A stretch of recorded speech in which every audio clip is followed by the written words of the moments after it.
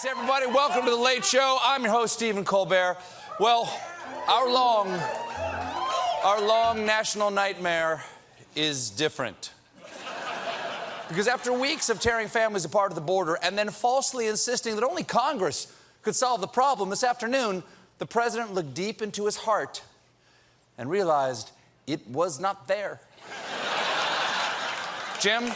We're signing an executive order I consider to be a very important executive order. It's about keeping families together. I didn't like the sight or the feeling of families being separated. And at the end of the day, we all know everything is really about me and how it makes me feel. So much.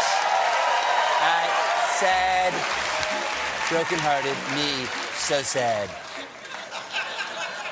Yes, however you slice it, Donald Trump has changed his mind and decided to keep families together. And just in time, too. Melania was about to turn herself in at the border.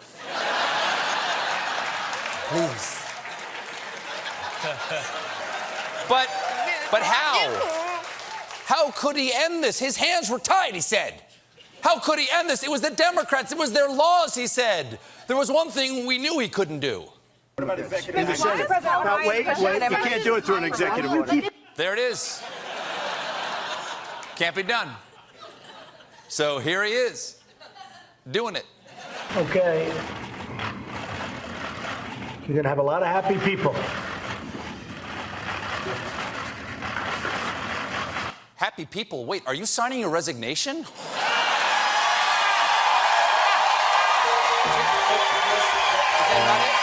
that what he did? Please. Whatever. I'm just curious. He said happy, right? He said happy, right? And everyone was happy. Just look at their happy, shining faces. As he showed off his scribble signature there, Trump explained that the new policy he put into action last month was actually a decades-old problem. This has been going on for 60 years. 60 years, nobody's taken care of it. Nobody's had the political courage to take care of it, but we're going to take care of it. 60 years, no booing, my show, no booing. 60 years ago, why didn't Ike do anything to stop me from putting babies in cages? Maybe because Eisenhower was too busy making Hawaii a state so Obama could pretend to be from there, huh? Now, here's the thing.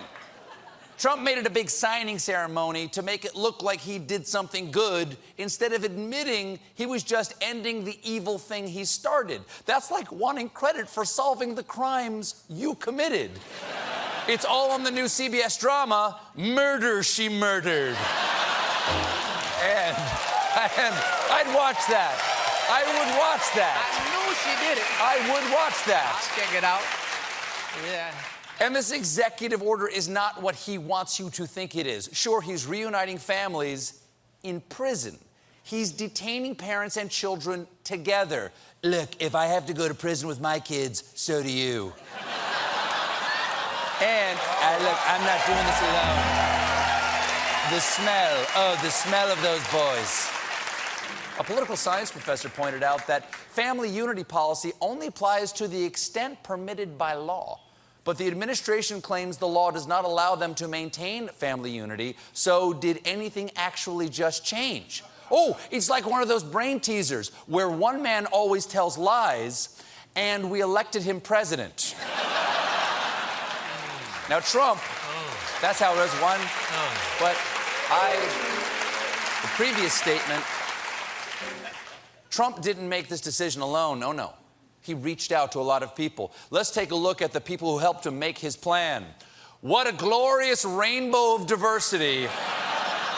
It runs the whole spectrum from vanilla to ivory. But even if this was the perfect plan, and it's not, but if it was the perfect plan, none of these folks in the administration or anyone who defended them are off the moral meat hook here.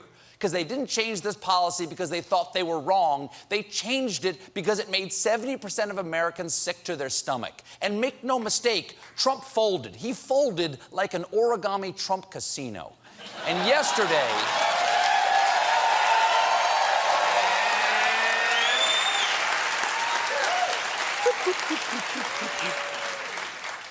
And yesterday in a meeting, an emergency meeting, right? Like, he went over there in an emergency meeting with House Republicans. Trump admitted that the crying babies doesn't look good politically.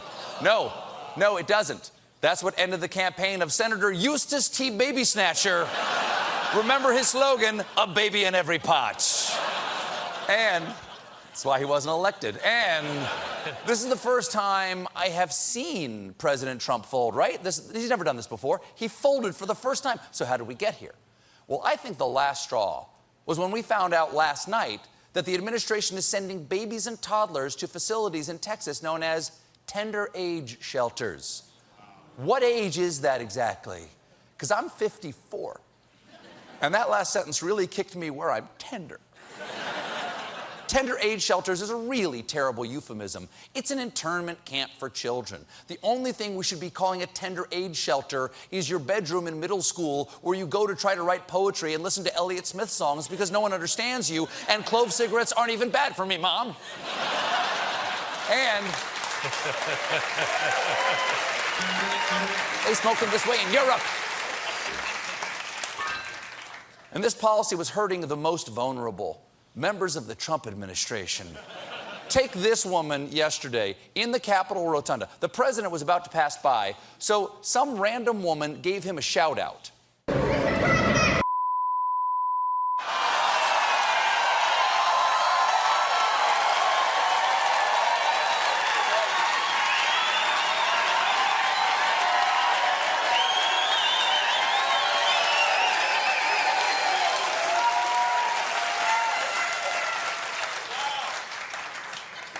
Yeah, I know.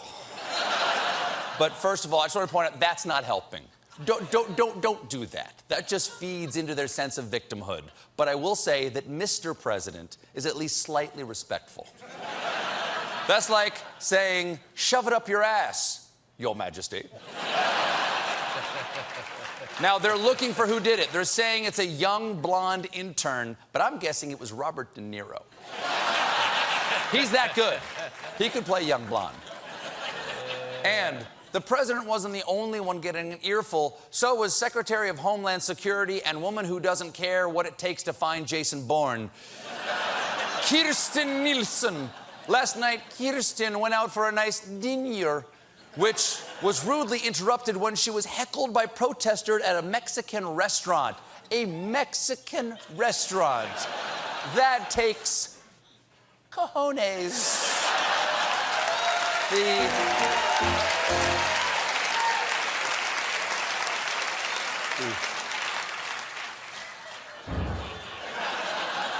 If I were her, I would not be eating Mexican for a while unless she likes her burrito with extra spit. Here's the video. Shame! Shame! Shame! Shame! Shame! I think they're actually chanting shame so the waiters will bring her some. Could you bring some more guac, chips, and maybe some shame for the lady?